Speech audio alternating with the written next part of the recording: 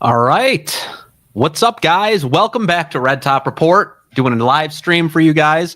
Trying to get more and more of my stuff squared away as time goes on. Now we've got a really great show planned for us today. I'm really excited to be able to talk about some of the ridiculous nonsense that we've been dealing with as young conservatives, and I feel like it's finally coming to a head today, which I find extremely valuable for us to be able to move past, so we can kind of get on with our lives, I guess, sort of. I think that's the best way to put it. Talking about, I have a list of things right here, actually. So we're going to be talking about the Politico article about the Young Republican chat leak, the group chat leak, and doing a little bit of a breakdown on that. We're also going to be talking about why the mass disavowals being done by these Republican groups are no good, why they need to be stopped. We're also going to be talking about the left-wing celebration of Charlie Kirk. And in addition to that, we are going to be talking about J.D. Vance, shockingly breaking the mold here, coming out in defense of young people, whether that's genuine from a good place or whether he's just trying to feign support. We really don't know. And we're also going to be talking about probably the most important thing. I might actually bring this up a little earlier in the show, but the Gen Z versus Boomer conservative divide. I think that this is a huge issue. I think that is something that needs to be discussed big time. And also, as a point of reference, we're going to be talking about the future of the Republican Party and what that needs as well. So I want to start off the show first by giving you guys an update. Obviously, I try to mix up Red Top Report. I'll do live streams sometimes. I'll do episodes sometimes. We're still doing episodes. Charlie's just been a little busy lately with some contract work that he's had to do. So no worries. The show itself is not going anywhere. Don't worry. Everything's fine. No reason to freak out. Everything is going just fine with Red Top Report. So we're just not doing any episodes at the moment. Now, we have a little bit of good news as well. So Red Top Report has actually been remonetized. How awesome is that, right? So we've been remonetized on YouTube. We're allowed to make money off of our stuff. We're able to do take super chats. So I want anybody that's online and listening right now, I mean, I have it at the bottom in pretty big letters. You can't miss it. But I want everybody to go ahead and send some super chats in if you want. It'll definitely help me get the show going.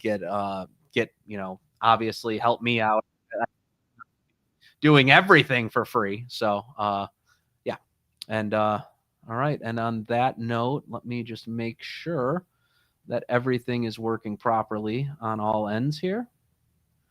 And from then I will begin the stream. Let's see. What is going on right now?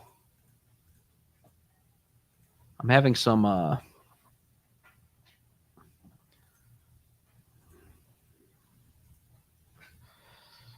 let's see. Add something to the chat real quick.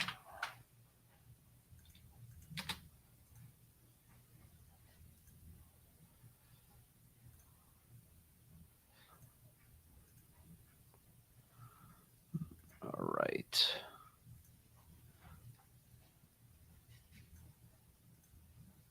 Yeah, I don't know what's going on right now. I'm having the YouTube appears not to be working, but that's okay. I mean, I can obviously just go on and people can funnel in as time goes on, because as far as I know, it says that everything is connected, but that I need to be sure of before I get into anything like this. So let's go ahead and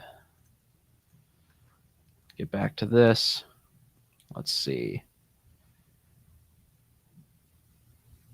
We got Groipa. We got Dr. Groiper in chat. What's up, boys? Good to see you on the stream. Got you watching from X right now. That's fantastic. Anybody wants to watch a show on X, they can come to my personal X account. That's going to be at JENDERSII. That is JENDERSII. So, but anyways, getting into this whole Young Republicans business, I want to make sure that everybody is in a good position to keep themselves from falling victim kind of to the same sort of Republican nonsense that has been going on for the longest time in the party with the cancel culture, the out of touchness.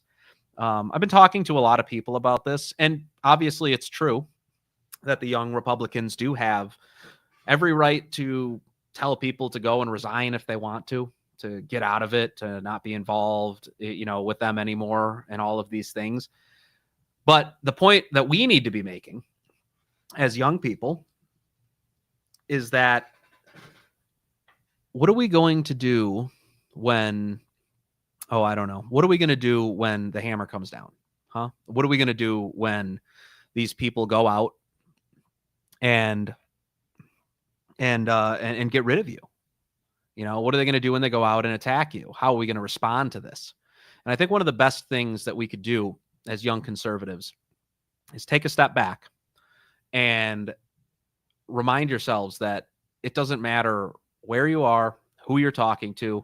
We live in a totalitarian surveillance state. It's not necessarily the media that's going out and surveilling you. It's not necessarily it's not necessarily the state that's going out and surveilling you. It's not like Donald Trump is in your living room right now with a recording device. It's not like really, it's not like any of the 1984 dystopia novels that you've read in the past. What it is media organizations are looking for reasons to find dirt on you, to come after you, and ensure, as to the best of their ability, that you are completely removed from the conservative movement. They don't want you in there. And yes, they don't want you in there because you're a white Christian male who actually believes the teachings of the church. It's because it's because of your beliefs. It's because of who you are. It's because of where you come from. They want to replace you. There's no getting around that bigger question here. And what I find most profound about what we're seeing right now with this revolution among these young Americans is that they're basically saying that we don't care what you do to us. And I think that there's a really important reason for that. Now, to give it so everybody that's in the episode right now has a little bit of background, I can pull up this Politico article that we have right here and go over this a little bit with you. So what we're looking at in the Politico article, it's "I love Hitler, leaked messages expose young Republicans' racist chat."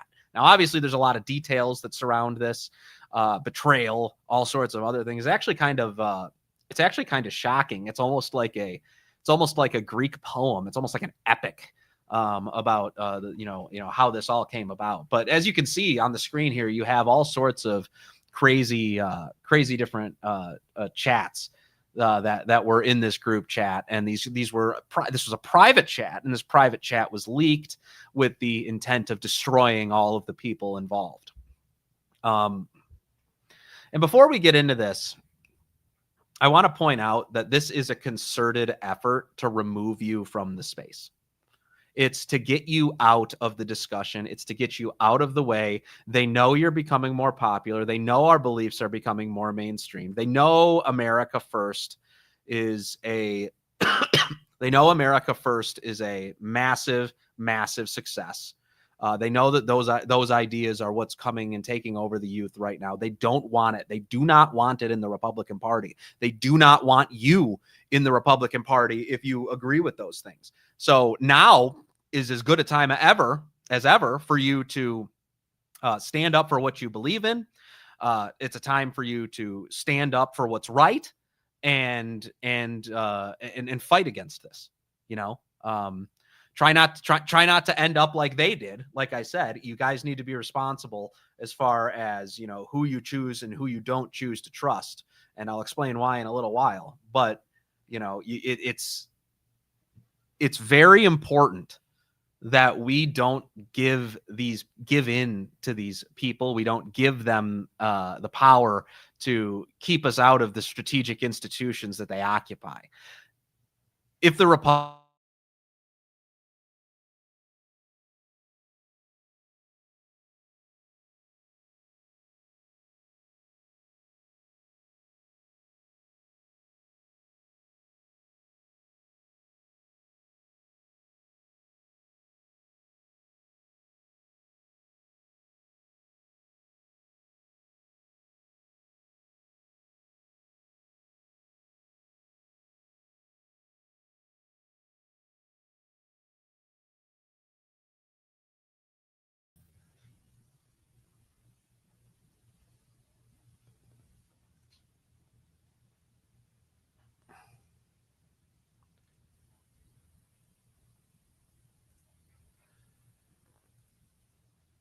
That was weird.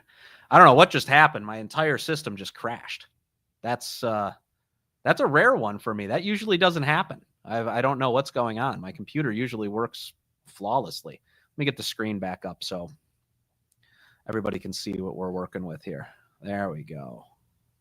Actually, let me remove this real quick. I want to get my tabs up in addition to that. So I had everything set up too. This always happens at the worst times. So let's see. There we go. All right, we got it. So, like I was saying, we have this Politico story that comes out, and basically what they're saying is that the leaders of the young Republicans groups throughout the country are worried what would happen if their Telegram chat ever got leaked, but they kept trying anyway. They referred to black people as monkeys and the watermelon people, and mused about putting their political opponents in gas chambers. They talked about graping their enemies and driving them to suicide, and lauded Republicans who they believed support slavery. William Hendricks, the Kansas Young Republicans vice chair, used words. Not going to do it. YouTube, you're not banning me. I just got remonetized. You're not going to do it. So both the N words with the A and with the hard R, and variations of the racial slur more than a dozen times in the chat. Bobby Walker, the vice chair of the New York State Young Republicans at the time, referred to grape as epic.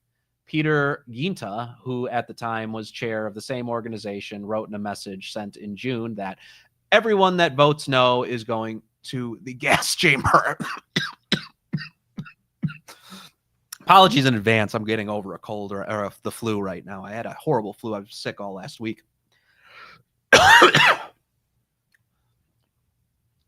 So what he goes into here is referring to an upcoming vote on whether he should become the chair of the Republican National Federation, the GOP's 15,000-member political organization for Republicans between 18 and 40 years old. I am going to create some of the greatest physiological torture methods known to man. We only want true believers, he continued. Let's see. Everyone that so like you look at these comments. Can we fix the showers? Like you read some of these things and it's just like gas chambers don't fit the Hitler aesthetic. Everyone that votes no is going to the gas chamber, and everyone that endorsed but then votes for us is going to the gas chamber. Yeah, I mean this is all basic. This is all basic group chat talk. There's nothing particularly controversial about what we're looking at here. This is what normal people talk about. And it's very clear that they're joking around in here, you know, except for maybe the woman. I don't know about her. That sounds, she says here, I'm ready to watch people burn now. Yeah, that's a little edgy even from no. I mean, it's all clearly satirical. People go in group chats just to kind of let loose a little bit, express themselves. You know, anybody who played Call of Duty back in the day, I mean, anybody knows that, like, you're just in the group chat, you're blowing off steam, you're having a good time. Now, where the story gets probably the most interesting and the most complicated is how the whole thing came about. Now, as far as we're aware, and I'm going to scroll down to one of the tweets that was put out about it. Now, this is from AS Post, and again, I don't know. We don't know for sure if this is true. We can probably surmise that it's got at least some teeth, and this is according to, I believe they said, multiple sources close to the situation. So AF Post claims that New York Young Republicans Club president Gavin Wax extorted Mike Bartels to turn over the Telegram messages to him, and Wax leaked them to Politico. So you have this situation where you have the Young Republicans Club president, and I don't know if anybody knows this, but Gavin Wax, he's a, kind of claims to be a pro-Trump Republican. He's involved in the administration at many different levels, and has kind of acted like as a hatchet man for Donald Trump and his enemies in the past. And here you see him in this situation, blackmailing this guy, Chris Bartels, or Bartels. I don't know how you pronounce his last name, Bartels or Bartels, to turn over Telegram messages to him and incriminate all the other people involved in there. Now, this was apparently over some sort of committee dispute with the president of the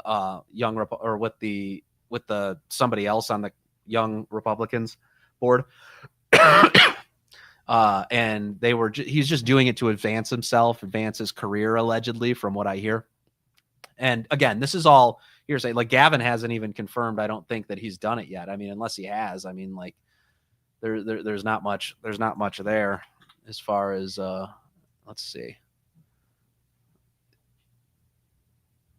Yeah, he hasn't tweeted anything at all. So it's hard to say where he plans on going with all this, but Gavin Wax, this guy right here, apparently went and sold out his own side for political benefit. I want to just state first and foremost, if that's true, this guy is such a loser. Like, he is like he should never have a friend again. He should never have a friend again. He needs to be completely pushed out of the conservative movement. He needs to be completely banished from the field entirely. He is the tattletale, pearl clutching, self-interested loser that's exactly what's wrong with the Republican Party, frankly. It's precisely what the problem with the party itself is. So looking at this situation where, you have a guy leaking a bunch of edgy group, texts in a group chat, or doing any of these things just to get a leg up in the world. It's like, buddy, what are you doing? You're an embarrassment. You've embarrassed yourself. You've proven yourself to be a Judas. And this is a guy, and some people are saying, the tweet was some of the group chat messages were a little bit anti-Semitic. They were a little bit, Hitler jokes and gas chamber jokes and things like that. And funny enough, if it's Gavin Wax, this guy is such a disingenuous piece of crap. And mostly I say this because he's Jewish, first of all. His claims to be, I think, a Sephardic Jew from Italy or something like that. He said as much in the past, and he Gavin will lie about, like, his grandmother being like a Holocaust survivor neglecting to mention that she was in Italy for the entirety of the Holocaust and was never put in a concentration camp, was never persecuted by the Nazis, unless they were in Italy at the time and took hold of her or anything like that. That's what I hear. I can't guarantee if that's true or not, but that's what word on the street is that his grandmother was in Italy for the entirety of the Holocaust. So this guy grifts off, of Jews who, had legitimate suffering and persecution inflicted upon them, and saying that she survived the Holocaust. And it's like, okay, like I'm not Jewish, so I guess it wouldn't be Holocaust related, even though obviously in the Holocaust, many non-Jews, Catholic priests died. Polish people died. The disabled died in the Holocaust. A lot of them were targeted for a lot of people. A lot of different groups of people were targeted for extermination during the Holocaust.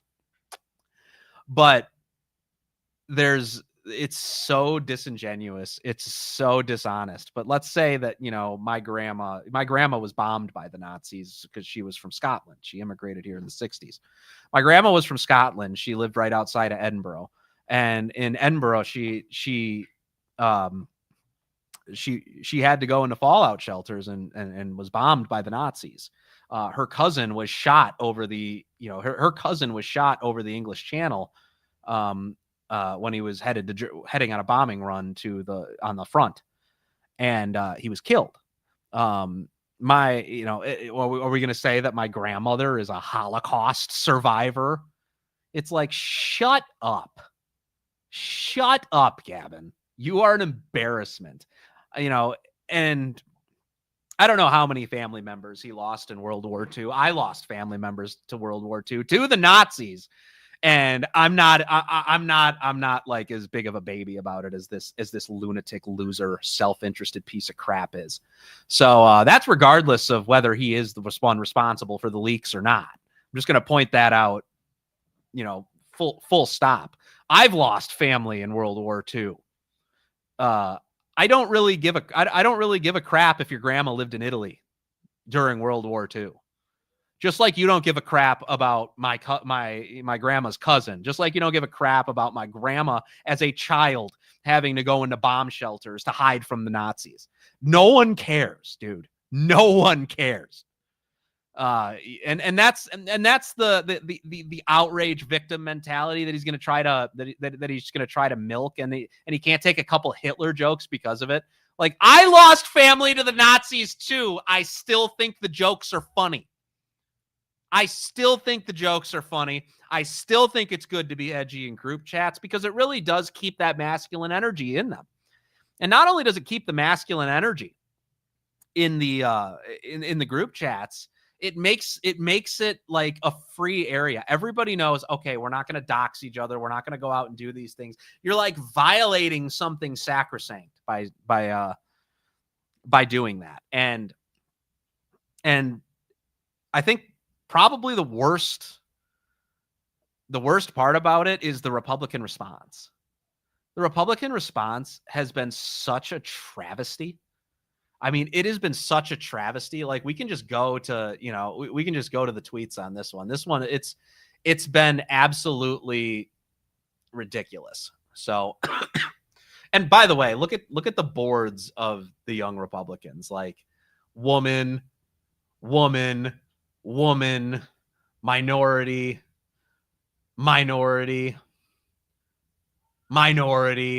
Like, we're playing this dumb Jewish, I don't know if Redinger is. I can't, Newman might be too, Schroeder might be too. You never know. But you look at these boards and you look at the representation on these boards, and it's like, are you really shocked that these people are a bunch of out of touch losers? Like, they're gay. One of them is probably a homosexual at this point, because they literally, like, their boards are made up like they were decided by a corporate America DEI board, where it's like, well, we're going to need a lot of women on here. It has to be perfect representation. 1, 2, 3, 4, 5, 6, 7, 8, 9, 10, 11, 12, 13, and one black person. 13%, buddy. That's what we're looking at here as far as, so they're trying to fit the demographics And this is the problem when you do this like race-based DEI hiring. It's just a way to give the finger to all of you young white men out there, all you young white guys out there. That's all they're doing with this. This is stupid, and you look at these board makeups, and then you read these responses. It's like they come out of a P or an HR office. Like they don't. There's nothing genuine at all about these things. I don't know if I even reposted the Young Republicans one. I definitely replied to it. So we can roll through right now, and let me see if I can find it. But nope, those are the other ones.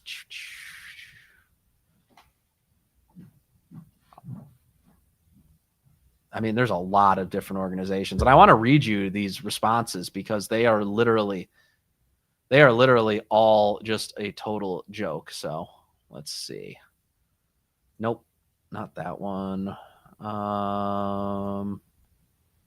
Nope, not that one.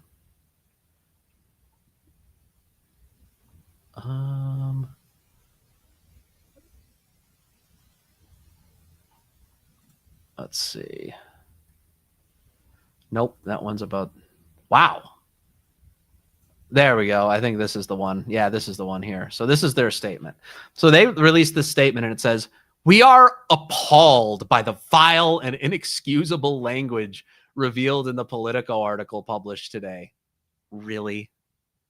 Really? You're appalled that people made some jokes in a group chat?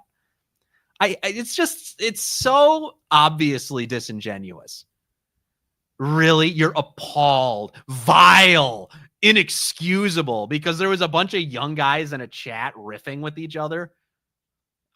All of the people, unless they're Brylan Hollyhand, a gay person, or a woman, would be very familiar with the type of talk that was going on in there, and they're just not honest enough to admit that they did that they are. And again, this is private. This is private chats. It's not like the board of directors all went out on X and started posting Hitler jokes and stuff, which honestly would have been really funny anyways. But they didn't do any of those things. This is a private group chat. These are people that believe they're in private. They're just like I said, blowing off some steam, going in there, saying outrageous things to make each other laugh, being sarcastic, satirical, hyperbolic. All of these, normal things that people do to let things off in steam. And then you have this audacious butthead. Let's just put it this way. This dweeb, this dork this grifter, allegedly, grifted off of his own grandmother in World War II, being persecuted by in Italy during World War II. This loser like blackmails somebody to get your group chats to make sure it was sent over to Politico. No, I'm not saying that he necessarily I'm not saying that he necessarily did it, but if these reports are true, what do you have to say? What do you have to say, Gavin, you piece of crap? This wasn't a it's not like somebody in your group chat who became a, militant leftist and started condemning you, saying how he wants to destroy your way of life, your being, your things like that in the group chat. And everybody just kind of gets tired of him and throws him to the wolves. It's nothing like that. This is a true betrayal. These were earnest people blowing off steam in private, and this guy took their private information and gave it to the enemy. He gave it to Politico. He gave it to the enemy. That guy hates you. That guy hates you as much as a leftist does, because the price just has to be right, and it'll happen. He'll do it.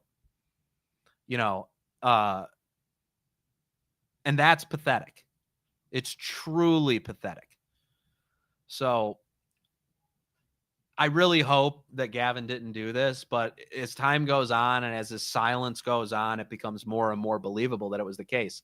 And then these morons, I should do this, I guess. These morons, all these morons over here come out and start denouncing you like you're you're Satan because you made some stupid jokes with your friends.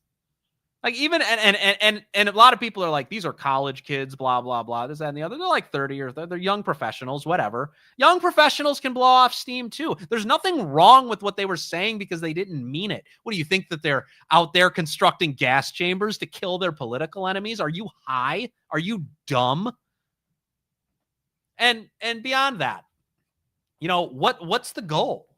What do you seek to accomplish by getting rid of these people? And I think that there was one tweet that I had seen that really that really told all. And I believe that that's what this is.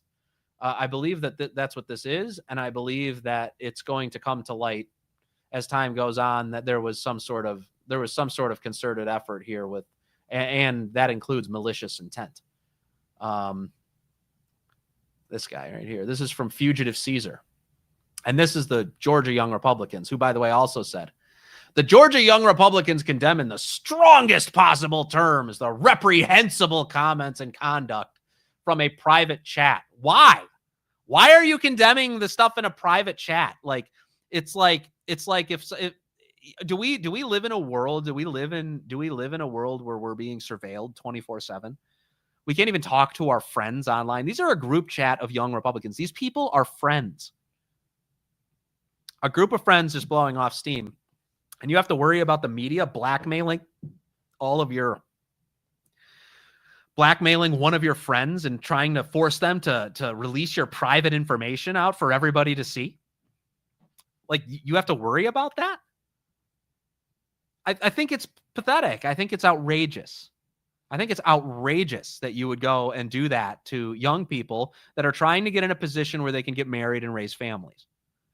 We got to recognize that young people, we say stupid things because it's funny. We talk to each other in a certain way, and this is specifically men. And I think that they do understand all of these things. Trump called it locker room talk. I guess for us, it's group chat talk. Us younger millennials, us Zoomers, the online generations, they can do everything over group chats, group texts, Signal, Telegram, Discord.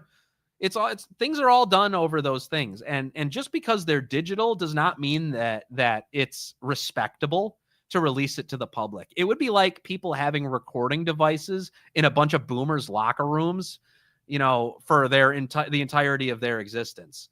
And the boomers are just like, well, you just kind of have to get used to that. That's the way the world is now. Actually, how about you change how the world is, dummy? You geriatric idiot.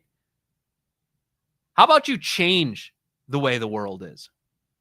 Because what way is that to live, where I can't express I can't say what I want to say anywhere that I go? I can't, anytime I want to talk to my friends who just so happen to be in many different states, some of them even in different countries. So I'm not allowed to express myself. I'm not allowed to have a good time in my free time, in my private life. Are you telling me that this is how us young people have to live? No, we refuse. We refuse to live that way. And that's why you're seeing people stand up and call this stuff out. Because at the end of the day, if you cancel everybody, it's like Syndrome from The Incredibles. If you cancel everybody, no one is canceled. If you cancel everyone, no one's canceled because no one cares. Oh, you're canceled? Great. My neighbor's canceled. Everybody down the street is canceled. And that's essentially what you're doing to young people. And that's why we're saying we've had enough. You're going to start fighting for us, whether you like it or not. You're going to start fighting for us, whether you like it or not. And that's the end of the discussion. I'm getting a little bit off track here, but but young people are realizing this very slowly. Fugitive Caesar has a very good tweet here, and I don't know if you guys can see it. It's probably a little small, so I can make it a little bit bigger. But all of state young Republicans are coming out and trying to gate gatekeep against their internal competition, which is the Charlie Kirk young white male grassroots. This is a coordinated institutional effort to lock out the right-wing youth from having any voice in the political process. And I think as time goes on, you'll see that this is increasingly true. These people are strategizing. You know, they have their stupid sense, I would say, of representation, as I showed you on the board that they had earlier. And there's a way that you know that they're being disingenuous with this sort of thing. So you have the board. Let me go back to the board and show everybody. You have the board, which is supposedly supposed to be a perfect demographic representation of the American public, which is ridiculous. I mean, like, you have it might be the Republican Party, 1, 2, 3, 4, 5 women, and then 1, 2, 3, 4, 5, 6, 7, 8 men. So that sounds like roughly the demographics of the Republican Party. Republican Party's probably about 30% women, about 70% men, and then you have a black person just to throw into the mix. You have let's see, Ryan McKee looks like he's Hispanic too, though. But you have 2 Hispanics, maybe 3. Whiteford, she might be married. So you have like 3 Hispanics. It's all racial demographics, DEI crap nonsense. They have this. They're all those people, like a majority of those people, this Hispanic woman, that Hispanic woman, that black guy, that Hispanic man. They don't want to be overtaken by the tidal wave of young white men coming into the Republican Party. They don't want that. They don't want to be overtaken by that. And so they're doing this to hold on to that. It's a ploy. That's why the young people are doing it. And the boomers are supporting it because of their dumb, nostalgic, stupid view of how people are supposed to conduct themselves that they would not even have adhered to had they been under the same cultural circumstances. And they never stand up for young people. They never defend them. They just complain and whine about them. And these people are having their lives ruined. It's kind of important. Like, you should take this seriously. People's lives are being ruined objectively. You have, let me scroll up a little bit here.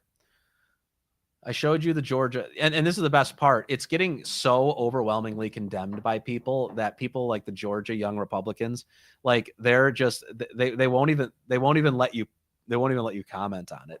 Only people the author mentioned can reply, because you look at these, they're just, you're gay, cowards. This is why the GOP will lose. I see the Republicans are glad to join forces with the woke left to thought police and wave their virtue signals. Cucking won't matter to the low I.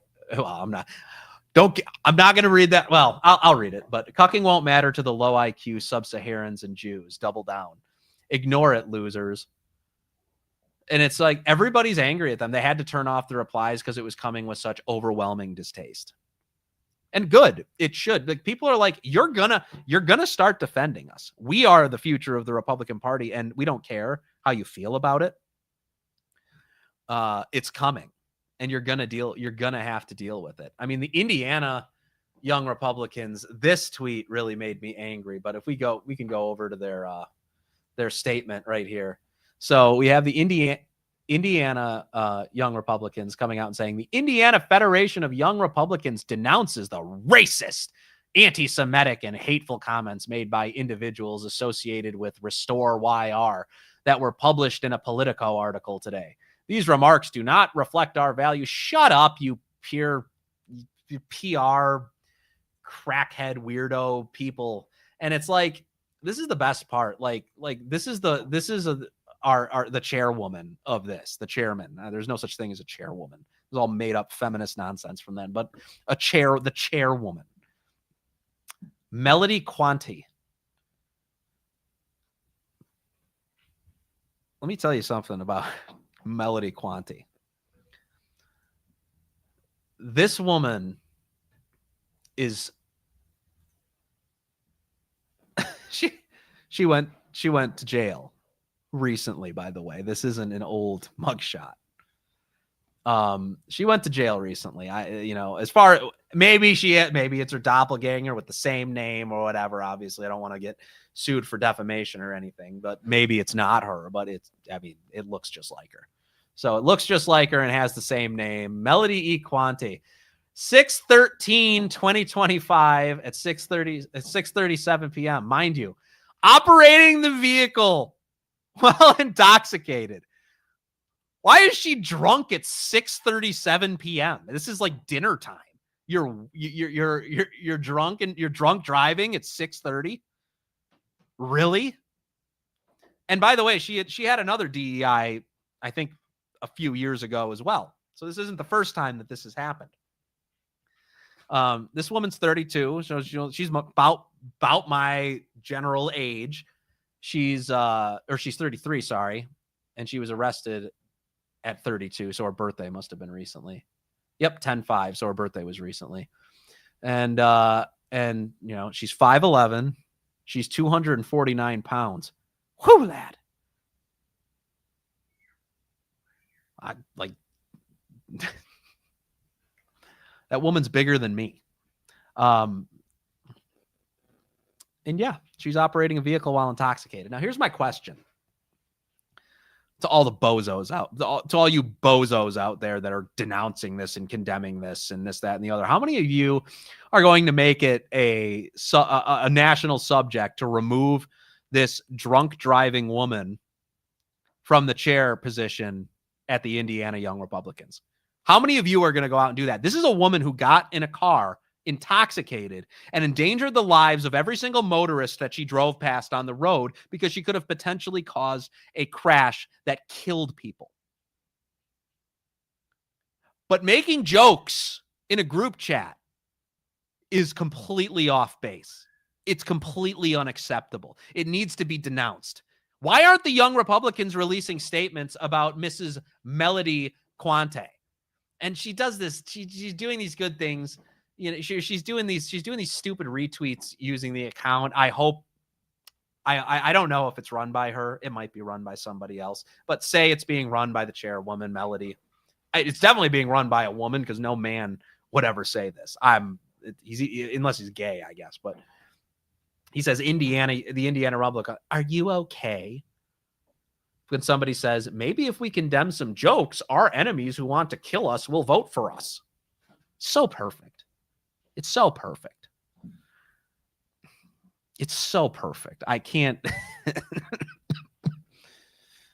and she's like, are you okay? Like, oh, you must be mentally ill if you don't think that Hitler jokes and racism jokes. By the way, I've made about 6 million of those myself. If you think that any of these any of these comments are worse than drunk driving, you need to reevaluate your moral compass. These are just these were people blowing off steam after, in a private group chat, having a good time, trying to make each other laugh, being ironic, being meme, being meme edgelords, all those different things. And are you okay? You must be mentally ill if you think that the left is our enemy and want to destroy us. And this is precisely the problem. It's just statement after statement after statement, statement after statement after statement declaring these people, denouncing these people. And they were all asked to resign, by the way. The New York Young Republicans condemned them as well. Shocker. And you have figures coming out like Brad Palumbo saying, can right-wing people stop dismissing this as college kids when many of the people involved are over 30? And it's funny because you see people like Phil Labonte. By the way, I like a few of his songs. I disagree with them on things. I've gotten I got into a public Twitter war with him back in the day. Things of that nature, but whatever. He's right here. I don't care how old they are, and I don't care that they were making edgy jokes. I mean, how come America actually feels that way, whether they're being honest or not, by the way? They actually feel that way, whether they're being honest or they're being dishonest. And and anybody saying otherwise is just pretending. And you know he's pretending, because I think to pretend that they're all just jokes in the age of rising Groyper sentiment is naive. They're not just joking at this point. Oh, really?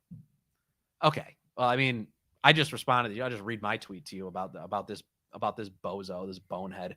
And he says, yes, because Groypers are out constructing gas chambers right now. What has a Groyper ever done? You know, for somebody who's serious about building gas chambers, throwing Jews in them, and, you know, killing mass amounts of people, they really suck at it, because they've never done it. Is there a single? I don't even know. I don't follow every single thing that every single Groyper has ever done. But it's a really simple question. Is there an instance of a Groyper engaging in rape or terrorism? Does it exist? Because as far as I'm aware, it's never happened. So obviously, you know, and they say some edgy jokes. Like, no doubt the Groypers say some edgy jokes. They'll say it publicly. They'll do it on their sock accounts, and they're edgy. I don't care, but they're edgy. It's just true. If any of and you know, none of them have ever done it, and they'll be, and people will say, Nick Fuentes will say, like, these just kids joking around, and everybody responds with, they're not jokes, they're serious, they're this, that, and the other. Oh, it's obvious that they're joking, because it's never happened. If anybody was serious about going out and graping people, if anybody was serious about going out and committing terrorism in the name of America First, Nick Fuentes and the Groypers, it would have happened. It's not even happened. It's obviously these people are joking. Obviously, Nick Fuentes has gone on the record. I can't even count how many times, and said, if you commit violence, I disavow you. I have nothing to do with you. You're scum. All those other things. I disown you. All of it. Like, the Groypers are a very peaceful movement. They've declared themselves to be a peaceful movement, and by peaceful I mean not engaging in political violence movement. And they just joke around because it gets under the left's skin, and frankly, I find that supremely entertaining. That's why I'm friends with them. That's why I like them. And again, these are authentically male spaces, guys. You can't deny that they're authentically male spaces. This is how people acted. This is what an Xbox 360 lobby was like in the late aughts. You know, this is what locker rooms were like for boomers. This is what's your basement was like when your basement was like with your friends when you were Gen X. It doesn't matter what generation you're from. These spaces all exist. They're just masculine spaces. And men are tired. Men work harder than women. Men hurt themselves more than women. Men are hurt more than women. All day long, every day, and not a shred of remorse ever comes from anybody about them, about their lives. So all they have is the boys. And you go to your group chat and you talk with the boys. You blow off steam. You do these things. This is what that's called an authentically male space. And Brad Palumbo is doing one of two things. He's either some weird homosexual that cannot have authentic male friendships, or he's a disingenuous liar trying to score political points. And either way, you suck, and I don't want to be friends with you. I'm done listening to people feed the left, feed their lies. The left knows they're lying about all of us. They call us Nazis. They call us fascists. They called Charlie a Nazi. They called Charlie a fascist. They called him all of those things. And not a single institutional Democrat organization came out with a statement that said, we disavow all of the people celebrating the cold-blooded murder of Charlie Kirk. They did not denounce their own people. They shielded their own people. They tried to deflect. They tried to say it was about Melissa Hortman. They tried to say it was like George Floyd. They tried to say all of these things. It was about everybody except for the people celebrating Charlie Kirk's death. But these people, and let me stress this, these people did nothing wrong in the group chat. They were just joking around. But actual, real celebration with intent and meaning to celebrate the murder, somebody I knew, the murder of an innocent person. That somehow, some way, that deserves to be defended, and they'll do it. Of course not. And I'm sure the young Republicans are like, well, no, we condemn that. We condemn what the Democrats did. You're doing the same. You're doing it, though. You're not doing it. I'm sorry. You're not doing it. You don't defend your people. Your people, whenever they do something slightly uncouth, which I would describe this as slightly uncouth, in an authentically male space, meant to be private, by the way. They weren't even trying to make you look bad by doing it.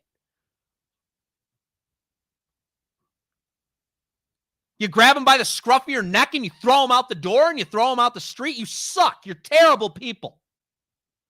You're weak. You capitulate to the rules that the left put out for you to follow. They put parameters around the discussion. They told you what you're allowed to talk about and what you're not allowed to talk about. And you listen to them. You worms, you cowards, you let them tell you what you can and can't say in private. People are an embarrassment in the Republican Party. Everybody in the Republican Party that was involved in this, that was involved in crafting those crap statements, those heartless, meaningless, soulless statements as they destroyed the lives of those young people. Straight to the Labubu, as Nick Fuentes would say. You're going to the Labubu. And there's nothing you can do about it. We're going to remove you, actually. Because here's the thing. The baby boomers are dying off, and they're not going to defend your nonsensical, faux outrage nonsense. As soon as, I would say, even Gen X is involved, this whole firing people for being uncouth thing is going to go away. It's not going to be that way. Anybody, and for some reason, I don't know why, and well, I guess I do know why, but for some, the boomers do not love their children. They hate their children and resent their children. These people, they hate their children and they resent their children. It's an absolute fact. And they're willing to throw their kids under the bus, but I don't think the other generations are. I'm not saying Gen X were good parents. They weren't. They were very bad. But I do think that they loved their kids and they don't resent their kids. And I don't know what shapes that. I don't know why. But anybody that loves their kids knows that their kids do stupid things and get in antics and things like that. And that's every white family in America right now. Every young white man is in an edgy group chat right now. Not literally, but, a good enough portion. So what do you expect the parents to react to when these Republican groups, the people that they give money to, the people that the people that they claim to respect and vote for every election cycle, are ruining their children's lives? They're probably not going to respond to it very well. You're letting some guy release my child's private texts, and these are going to be the donor classes once the boomers are gone. This will not last. And let me make very clear: the Brylan Hollyhand wing of the Republican Party is being forced out, and we are going to force it out. Yes, you might have your hour, but we will have the day. We will have the day, because the Republican Party is going to be us, and we're not going to let you in. Wait till we're the gatekeepers. We're not going to throw you off We're not going to throw you under the proverbial bus. We're going to throw you off a proverbial mountain when we're in charge. And you should be very afraid of that because you can't stop it. It's already here. We just have to get older. So to all these Republican organizations that are shaking in their boots about some people making some racist and anti-Semitic Hitler jokes or something like that. One, if you're a man, you've made Hitler jokes or racist jokes, or you're a gay homosexual, and you're a lying, disingenuous piece of crap who's going to continue, who threw people under the bus for something that you did yourself.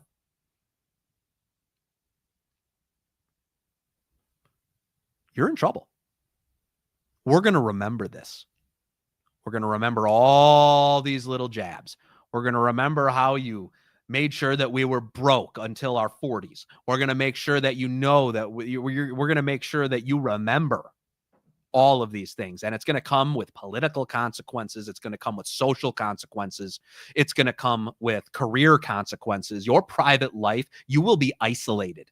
You will have no friends. That's where you're headed. Your network just blew up. And that's how everybody in the young right needs to understand this. That's how they need to plunge forward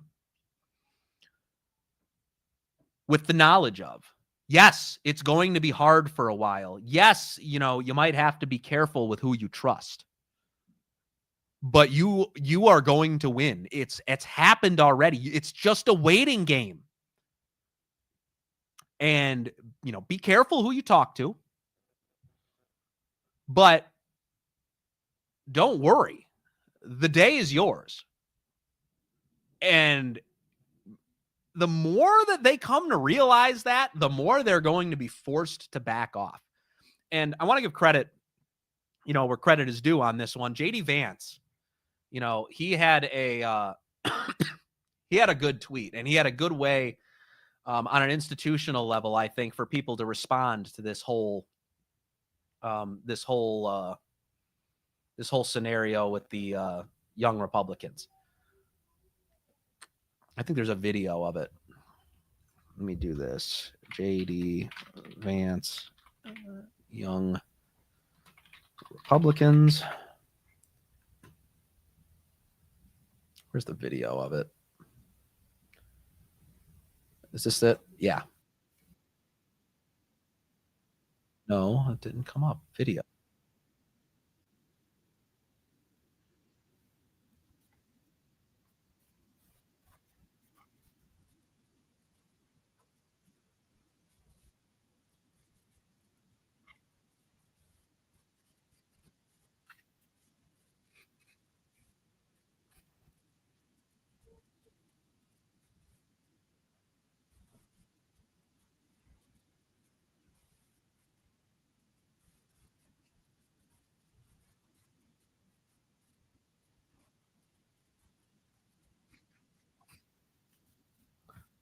Now, I want you guys to note something here. He called this person a scumbag. The leaker is the scumbag, not the kids in the group chat. That's a very good rhetorical angle to take. Like that, this is the leaker is the problem. Whether it was Gavin or somebody else, that person is the problem. That's what he's saying. No one cares, and that no one cares what you're saying in a group chat. But to be careful anyways. He's instructing the young people on how to evade this type of attack again in the future. That's the right angle to take. Because you in the government, look, dude, I understand you guys that you all want the vice president to go out and say, actually, you should be posting I love Hitler on your X accounts. Actually, it's okay. Actually, you should be doing that.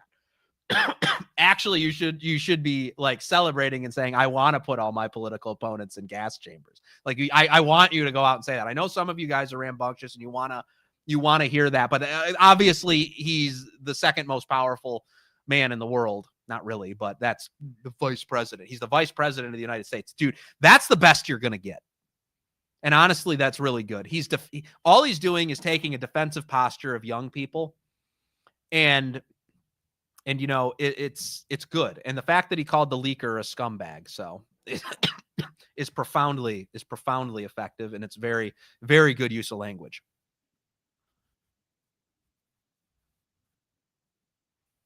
And whether it's stupid or not, like, it's stupid as in like dumb. It's like we're just broing out. We're having a good time. We're having fun. We're just riffing with our bros. Yeah, I mean, we're just being dumb. That's the whole point. That's what's going on in the group chats. We're just being dumb, and it's not always dumb. You know, in our group chats, you know, I know that there's some people in the group chats. By the way, throw out some comments on the live if you're in one of the group, if you're in a group chat with me, and you know that we get edgy in our group chats. And but a lot of times we learn a lot about the Catholic faith. We learn a lot about Christianity, the nature of Christ, politics, nationalism, all sorts of other things. We're also expanding our knowledge base while in the meantime being edgy with one another and all these other things. So, you know, that's what we do. We don't just say stupid things. We're being dumb. We're being, you know, we're having fun, but at the same time, we're spreading useful information. We're learning useful information to help us down the line in our careers. That's why these spaces need to be protected, because this is where we grow. If they go away, we can't learn as quickly. We can't learn as effectively, which is exactly what the left wants. That's why they're doing this. That is what.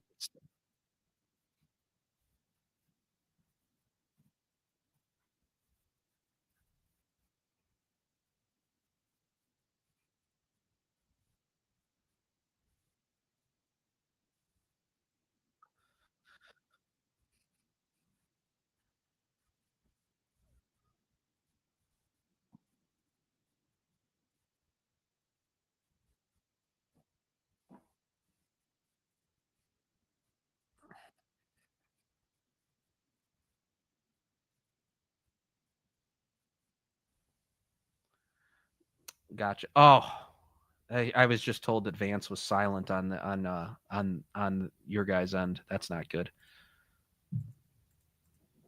Let me do that. Yeah, let me do that end part again. Don't want us to grow up in a country where a kid telling a stupid joke, telling a very offensive stupid joke, is cause to ruin their lives. And at some point, we're all going to have to say, enough of this BS. We're not going to allow the worst moment in a 21-year-old's group chat to ruin a kid's life for the rest of time. That's just not okay. Like, we live in a digital world. This stuff is now etched in stone online. We're all going to have to say, you know what? No. We're not doing this. We're not canceling kids because they do something stupid in a group chat. And if I have to be the person who carries that message forward, I'm fine with. Yeah, that's excellent. And, you know, Nick yesterday brought up some very important nuances to this, and I'm not a fan of JD Vance. Let me just put it this way. I've never been a JD Vance guy.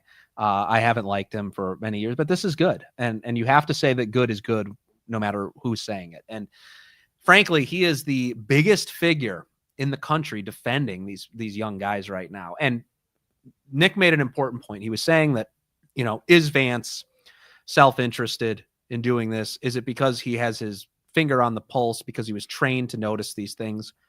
Probably. But here's the bigger and deeper nuance to this, and I know Nick would agree with me on this. Who cares? And that's the truth. Who cares if he's doing it or not? We need the vice president doing this. We need people adopting that attitude. And the fact that he's doing it because he's self-interested and wants to win in 2028 or whatever. Now, I'm not saying that he's the best candidate. I'm not saying that he should win the primary. I think that there's an authentically America First person who needs to rise up and take on that mantle of MAGA and move us forward. I don't think Vance is best for the job. But the fact that he's currently in this office is, you know, it is what it is. He's in office until 2028 as the vice president of the United States. If he's feeling that much overwhelming pressure to say, you can say what you want in group chats. And maybe he is being genuine about it. And that would be great. That would be even better if he's being genuine about it. But if he's doing it for the self-interested reasons and because he was trained to, then, and which I don't trust any politicians. I believe that that's very, very possibly true.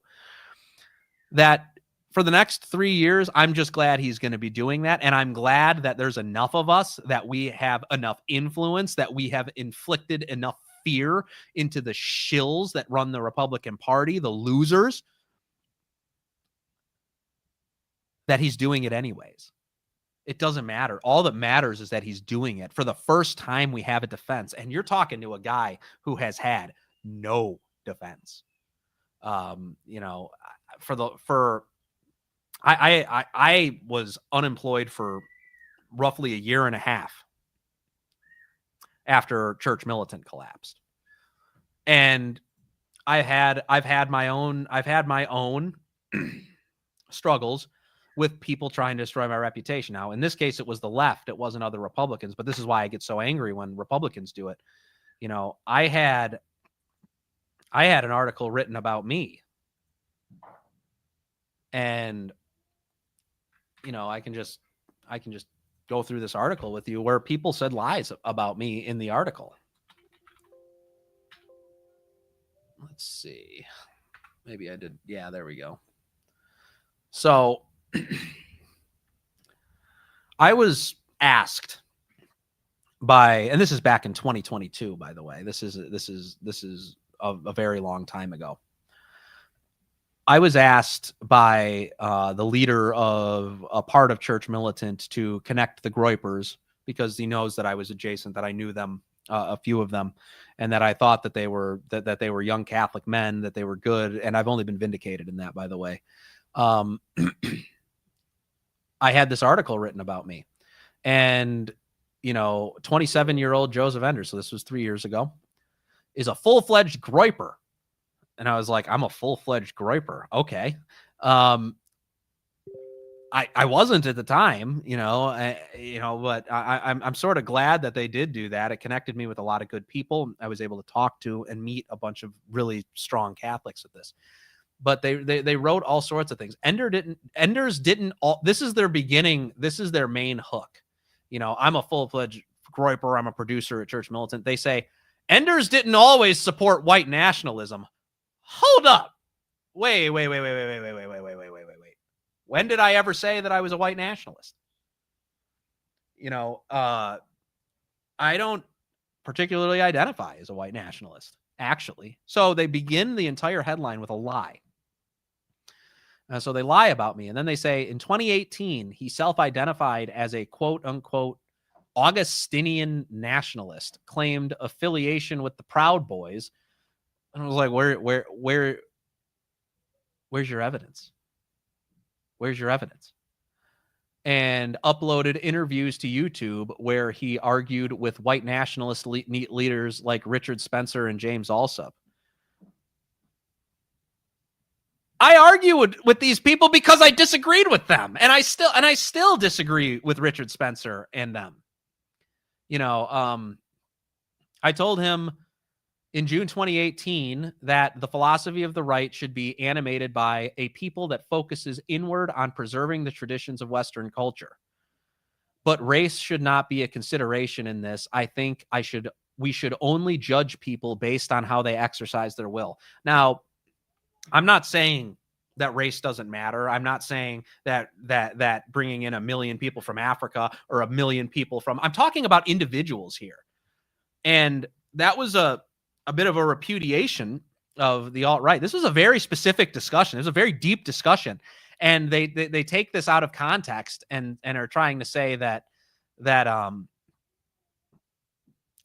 I was a civic nationalist at this time, strictly a civic nationalist at this time. That's not an accurate depiction. Like I've thought race has mattered probably since, I don't know, 2017. It's not nothing. Like this whole idea that it's not that it's not. And I mean, the Catholic Church even says it's a part of your identity. as a person. It's like gender, but to a lesser extent. It's part of what and who you are, your race. I don't. And so, like, if you're saying that I believed at any point that race didn't matter at all, I was talking about individuals here. I think that we should. And I think that every Catholic should only judge individual people based on how they exercise their wills.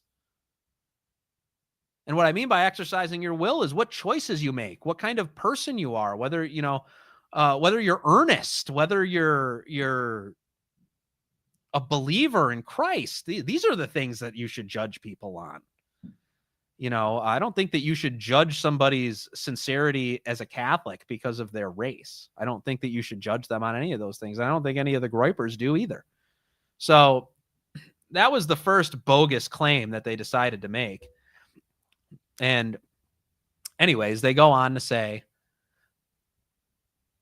by late 2019, however, when the groypers entered the national spotlight with a series of public stunts challenging conservative leaders on college campuses, Enders had changed his tune. And he says, quote, and I said, quote, and this is true. They got my quote. They said everything that I've said here. I don't think anybody is saying we're preserving our race because our race is better.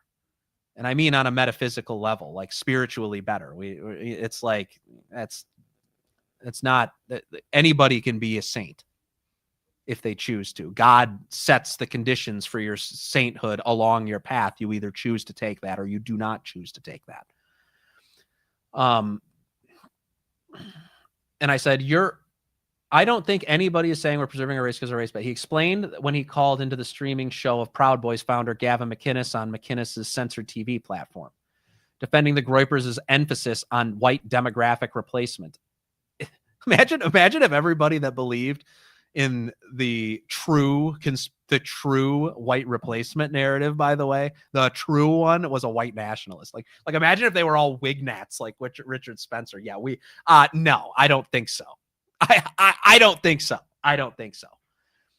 And he says, and they go on to say, defending the emphasis on the conspiracy theory that white Americans are being replaced by non-white migration. They brag about it. We all know that that's true. I'm not even going to go into that.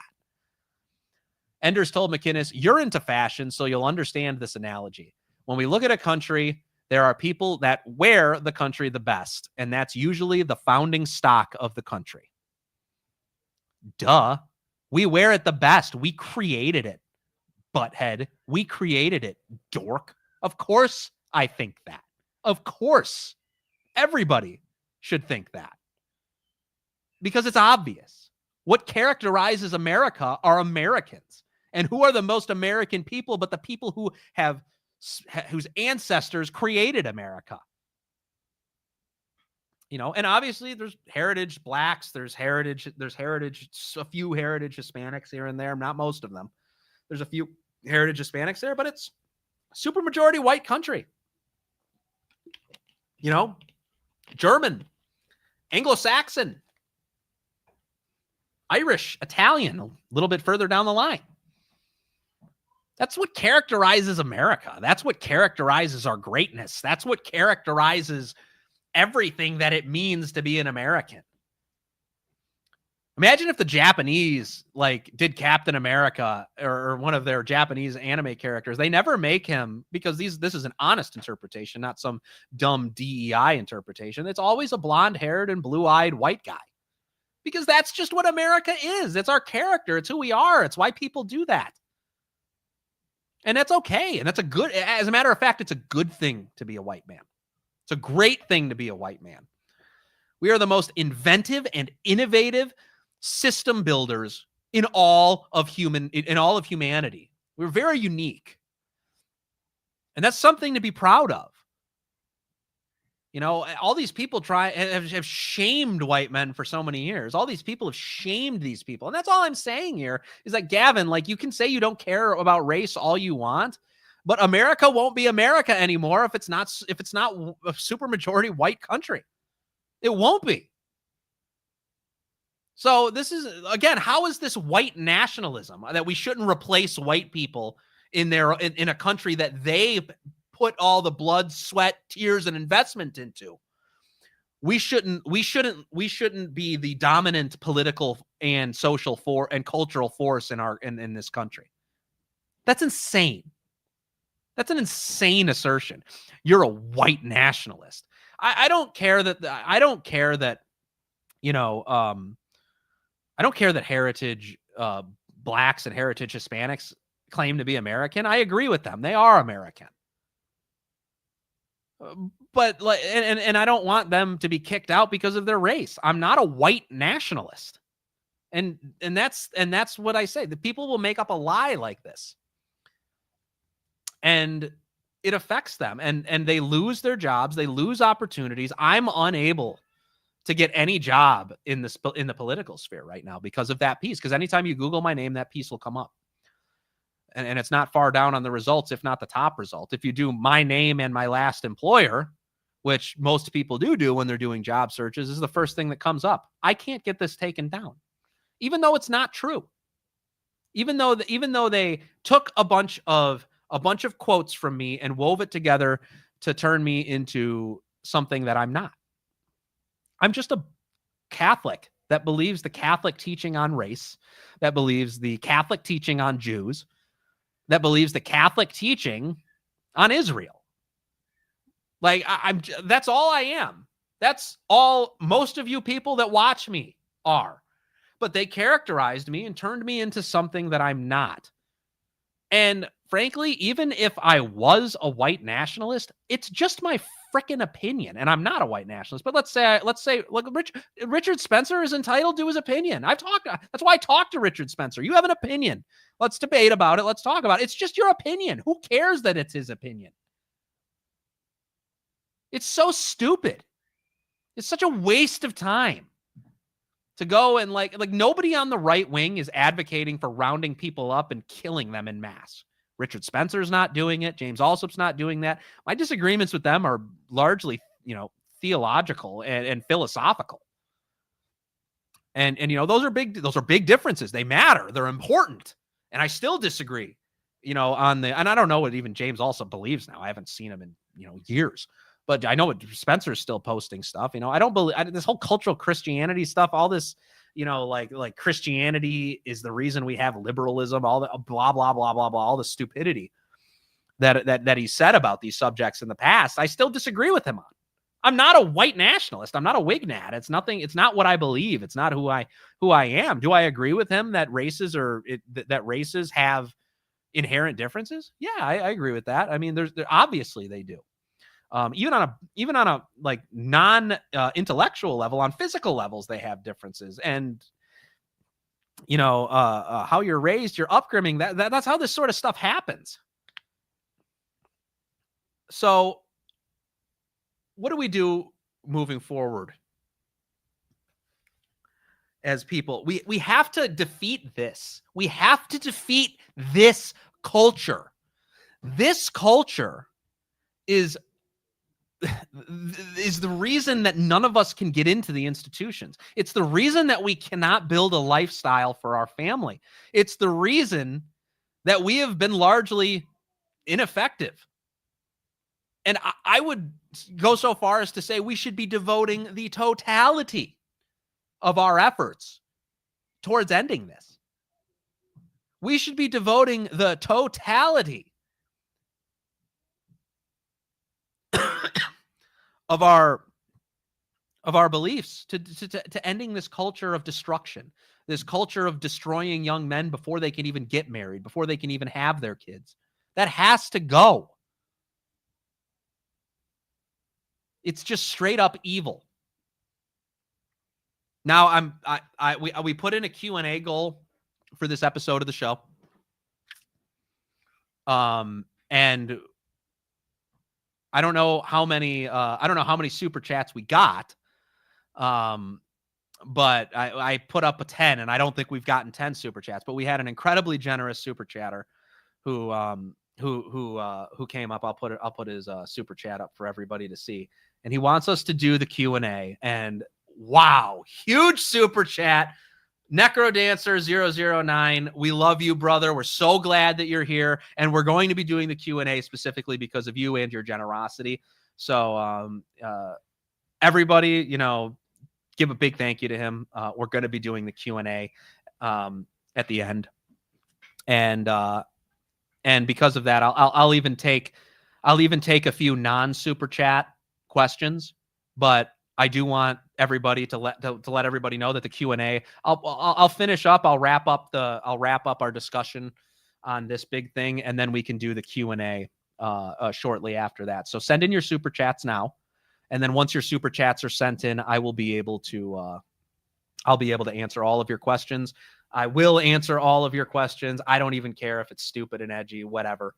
I'll answer anything if you send it in a super chat, and then I'll read a couple free ones as well, and I'll do them at random. So be sure to put in your comments over the next 10 minutes. Now, I wanted to end on this note. This is a generational problem. It's a difference between boomers and Gen Z and millennials. Gen X kind of is in this weird middle portion. I don't really want to talk about them too much. It's not as relevant to the discussion. These baby boomers were taught that you need to be professional in public, and that you need to be an upstanding young man, and that you need to be somebody that people view as clean cut, that's on time, that that does what they're told, and that's how you get success in this world. That is a lie. None of those things are true anymore. It may have been true when they are younger, but it's not true anymore, because we live in this digital age, and we also live in an age where there's women in the workforce. So you have two compounding variables. You have women in the workforce, and you have the internet. So you have these forces, and with women entering the workforce, you had the feminization of men. So you also have feminine men that you need to worry about now as well. A lot more of them. There's no LGBT without women in the workforce. There's none of these things happen without feminism and women or any of these other things. And if you want to go into that, go watch my episode with Tim Gordon, for goodness sakes. I don't want to go relitigate everything. We know feminism's bad, and it led to the LGBT. It led to all of these problems. And so we have women enter the workforce. Women are not going to overpower men. Women are not going to work harder than men. We're built for this. And the way that they get up in politics is their bodies, or through manipulation, disloyalty, and deceit. And I've said this a lot of times. You have women in the movement now in high up positions, and they're the ones that demand these HRs. They're the ones that demand that that we have all these government policies in place to protect them in the workforce, because at the end of the day, it's a competitive environment that they cannot succeed in without turning to manipulation and deceit. So, I just want to give. I just want to let boomers know that, like, this is a different animal than what you guys dealt with. It's not the guys privately in the boardroom smoking cigars and, talking about how the secretary is hot and stuff like that back in the 60s. It's just not like that anymore. The world that we live in today is you have women in there with enforceable power to destroy you at any given moment with any given lie that they conjure up in their head. And more importantly, all of these spaces are now online, so they don't have to put a face to the person that they're hurting, so their empathy is entirely turned off. Natural feminine empathy is now turned off. And they'll destroy you and not even care. You can't operate in this environment. Do not have women in your group chats. You can't trust them. Do not have anybody that isn't of the same clear demographics. By the way, guys, get your super chats in, man. I haven't seen any new super chats since I announced this. So put in your super chats. They're on. Anybody who's watching on any platform that isn't YouTube, go on to YouTube and you can put in your super chats on YouTube. I just got remonetized. It's at the bottom. You guys, can you read? Can you people read? Can you people read? No, I'm kidding. And our lives are different. You know, we don't get those private boardroom conversations. Everybody's walking on female eggshells at their jobs. Everybody is making sure that they don't rock the boat too much. And that's created a culture of fear. And that culture of fear is stifling innovation. It's stifling invention. And more importantly, when there is a man finally bold enough to come out and say, this sucks and I hate it, they get fired for saying it.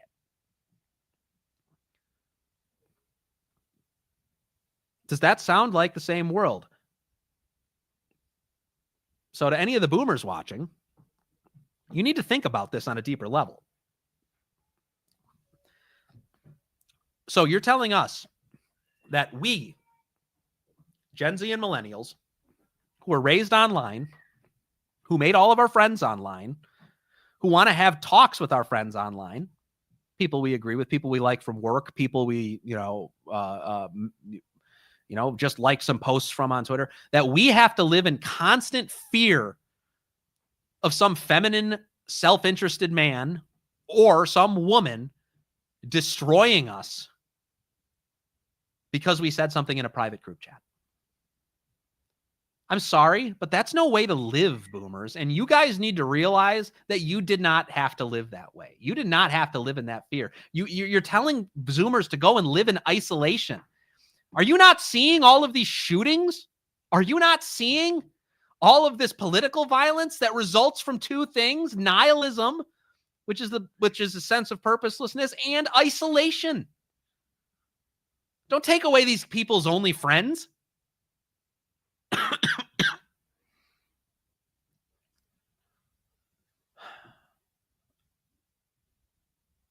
It's a very, very, very, very sad state of affairs for you to expect that of young people. And you are evil to expect that from young people. What we need to do is change the corporate culture around edgy jokes, around what you say in group chats. You simply need to not care anymore.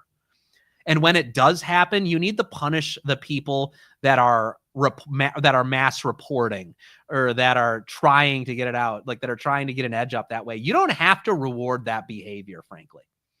You don't have to reward somebody being a vicious tattletale. You don't have to reward any of that behavior. If you just simply punished them for that, your lives would be infinitely, and your workspaces would be infinitely more productive, more fun. You'd have much lower turnout rates. All things that you would want for your companies. All things that you would want from your workers. You want to complain about Gen Z? They can't. There's no camaraderie at work. Everything sucks at work. Is one of the things I lamented about losing Church Militant, is that Church Militant didn't do any of that stuff. It was mostly young men. Nobody cared what anti-PC things we said at work. We all joked with each other. And because of that, we became good friends and we had strong bonds. But that's not that's the world that we have to create. It's not a world that's going to go away. And like the workplace, regarding edgy jokes, regarding authentically male discussions, epic gamer moments, things like that. If any of that stuff gets leaked, it's like, okay, who leaked it? You're in trouble. Don't play this game. Snitches get stitches. All right. Not literally, in Minecraft. And we need to bring that back. White men are getting angrier and angrier and angrier, and they have every right to be. Boomers, like they do not have the lives that you had. They are not going to be able to afford a house before they're 40 years old. They're not going to be able to, to just get married right away. They're not going to be able to afford a great life for all of their kids like you were on one income. They don't have any of those opportunities. Those were taken. And in their minds, they were taken by your selfishness and greed. And frankly, they're right. it's not all boomers. I wasn't this, that, and the other. I don't care. It was as a voting block, and you need to understand the anger. You need to understand the resentment. You need to be an ally. You don't need to be you don't need to be an adversary. All right? You need to be actively pro-Zoomer. Actually. sound like Ibram Kendi right now, but for white Zoomers. What's up, boys? Should I write a book? No, I'm kidding. But yeah. And functionally, we need to seriously consider a major transition in the workforce. And yeah, unfortunately, I'm not getting that many super chats. There's not enough to read. I'll read the ones that I have if you have any, and then a couple people in the comments if you have any other questions. Post them now. I'm gonna cut the stream if I don't get more comments. I know I'm not a huge streamer. I'm more of a episodes guy and a shorts person on YouTube. But if we're gonna be doing this, we're gonna have to get more going. I'll do more live streams if there's super chats too. So I want to do them as often as I can if I can. Let's see. Yeah, Church Militant was special. I agree with that. Church Militant was a very, very special place. And I think this is about J.D. Vance from Tugboat Groiper. Tugboat Groiper says he's doing it cynically to gain favor with us. Yeah, I that's probably true. I mean, I don't trust any, like I said, I don't trust any politicians. I don't buy it. But again, it doesn't matter. What matters is that he's so afraid of what's to come that he has to start defending us. And the fact that he has to start defending us is good for us anyways. I'm not saying that means he should be president. I'm just saying that, like, in for the time being, this is extremely helpful. It's extremely good that he's doing it, and I'm going to give credit where credit is due. Let's see. Somebody says it's all about the process and how we vote. Get rid of the voting technology and mail ballots. I don't know what that has to do with anything. I mean, yeah, great. Yeah, I agree with that. In fact, we need to reduce the number of people who vote. I love how everybody's like, we should be maximizing the number of people who are voting. Why? Why in the hell should we do that? Why do we want more people voting? I don't want idiots voting. No one should want stupid people voting. Just because you have a voice does not mean you should use your voice wrongly. These people will go out and vote for somebody just because they're black or because they're Hispanic or because they're, a Muslim or something. You're dumb. You vote for somebody because they're good. You vote for somebody because you know their policies and you think they're the best. And I want as many restrictions in place to keep people that don't vote that way from going to the polls. And I'm unashamed in saying that. Why should anybody be ashamed to say that? That's how we do things. That's how we should do things. So, yeah, I want literacy. Literacy tests are racist. What are you trying to say? Literacy tests. Civics tests. You should have to pass certain things. You should be a property owner. You should have kids or be married and things like that. These are all things that you should be pushing for. We should be promoting being productive members of civilization in how we vote. Obviously we can stop fraud, but at the end of the day, the goal is to maximize the number of intelligent heritage Americans that go to the polls. That's what you need to maximize. Any policies that work towards that end are what's going to help us. And at the moment, it just seems like white Christian men are the solution. We need to make sure that there's more of them voting than anybody else by a long shot. And then we will control our destiny again. We'll control this country again. People will turn to Christ. People will be saved. People will feel at home in their home. These are all virtuous things. These are all things that we should be striving for as Catholics and Christians. Let's see. What do we got here? They also don't understand how the U.S. dollar is worth nothing now. These young people don't want to work. Oh, he's talking about boomers. Would you want to work when it yields basically nothing in 2025? Well, that's the problem. So there was a great study that I had read recently. And in that study, they went over some facts. And in the facts, they showed that luxury items have gotten a lot cheaper. So it's like, yeah, I have a flat screen TV, a PS5, you know, I can go get an Airbnb for, you know, $50, which, you know, for a night somewhere around the world and things like that. Like all those things are, you know, whatever, super cheap. But all the essentials are too expensive to contend with. Like you couldn't in the 1960s, if you wanted to get a TV, it's worth like the equivalent of like $3,000 now. Most people just wouldn't have a TV at that rate. But now you can get a TV for what is $500 now. I mean, even less. You can get a small TV for like $100. And it's because of cheap Chinese crap. But a house, an automobile, these are all things that need to meet American standards. All of those things are immensely expensive.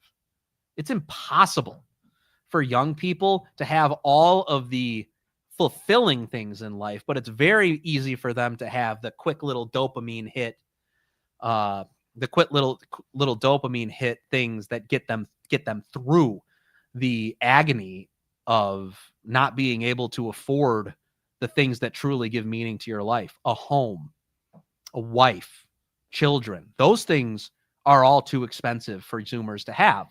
A car even is too expensive for a Zoomer to have that works well. You can get a cheap car, but it's not going to last very long. And so, you know, all of these essential things in your life, you don't have, and you try to numb the fact that you will never be able to have those things, or you feel like you never are going to be able to have those things. It's deeply psychological, and it's unfair, and it's wrong, and it shouldn't be happening.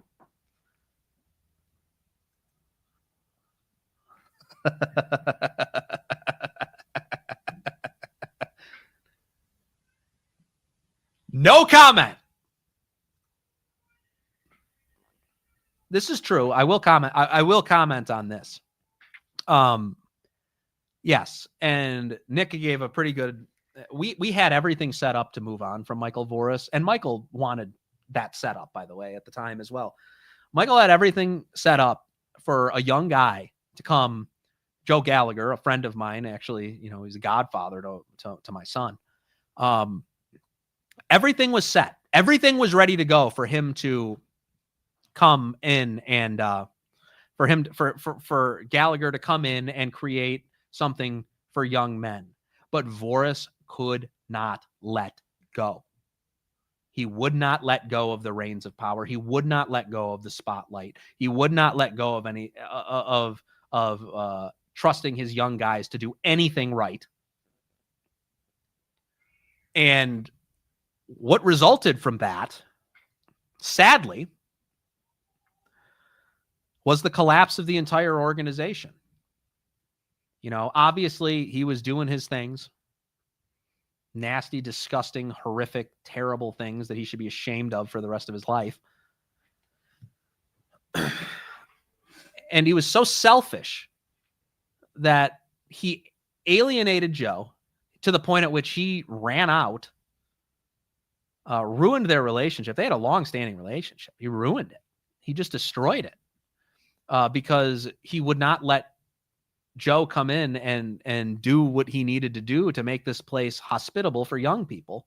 And, you know, Voris wouldn't pass the torch because he wanted to be the star of the show. He wanted to be the guy that was in front of the camera, and he would never let that go.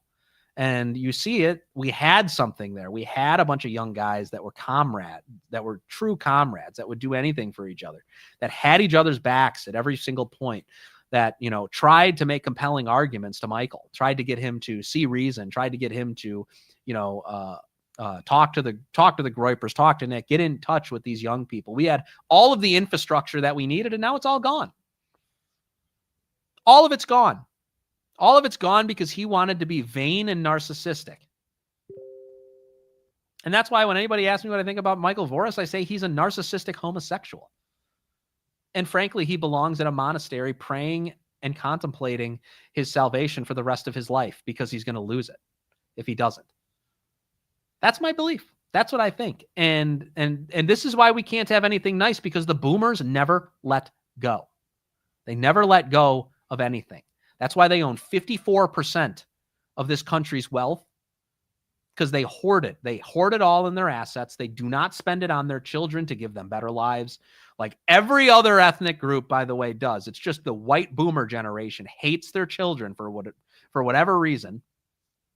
Because and it truly does seem like the reason is that it's because we don't worship at their feet, which that's never been the case throughout history. And they provide us no opportunities. They don't give us priority treatment. They'd have no problem handing your job off to an Indian that saves them a few bucks. That's why we're in the situation that we're in, and that's why I say the boomers need to take accountability. They truly do. So let me see. Do we have another question? Do you see any states splitting up or changing in our lifetimes? No. I mean, that's silly. If there's enough white flight to the UP, maybe the UP joins Wisconsin. That's about the best I can do for you. I don't see that. I don't see that happening. But it's like the nothing ever happens, bro. Or it's just like I hate to be the nothing ever happens chud. But I don't think that there's going to be much that that happens with that. I don't. I don't think that that's the solution either. I like what Trump's doing with the I should say what the Supreme Court's doing with completely upending the Anti-White Voting Rights Act. I think that that's a huge step in the right direction. But that's about it. I don't really have any. I think that redistricting, gaining, Republican seats, as Republicans gain more and more dominance. I don't like the Republicans at all. I think they suck. But at least they're they're kind of in the right direction politically, as far as allowing the internecine disagreements on the right to split into their own party. Then there can be an America First party. Then there can be some motion. And that's what we need right now. We need white dudes with motion. We need to be moving that Overton window.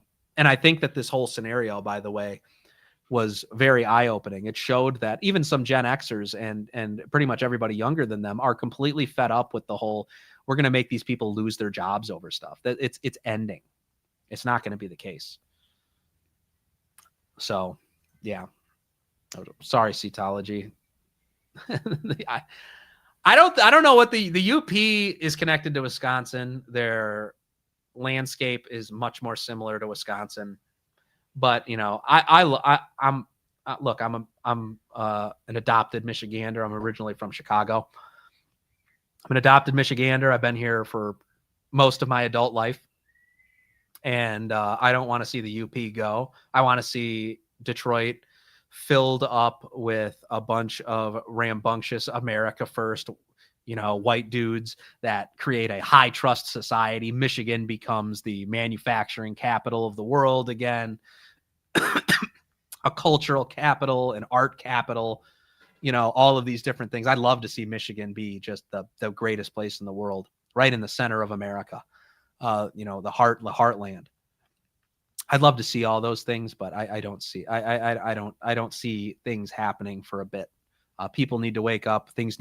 Our states need to be redistricted. We kind of need to start thinking about like how we're going to take power, and the Republicans redistricting and cementing themselves will allow that division that needs to happen down the line. That's one of the reasons I appreciate what Nick's doing, because he's drawing that fine line between being a constitutional conservative and being a right-wing America First advocate, because I consider myself a right-wing America First advocate myself.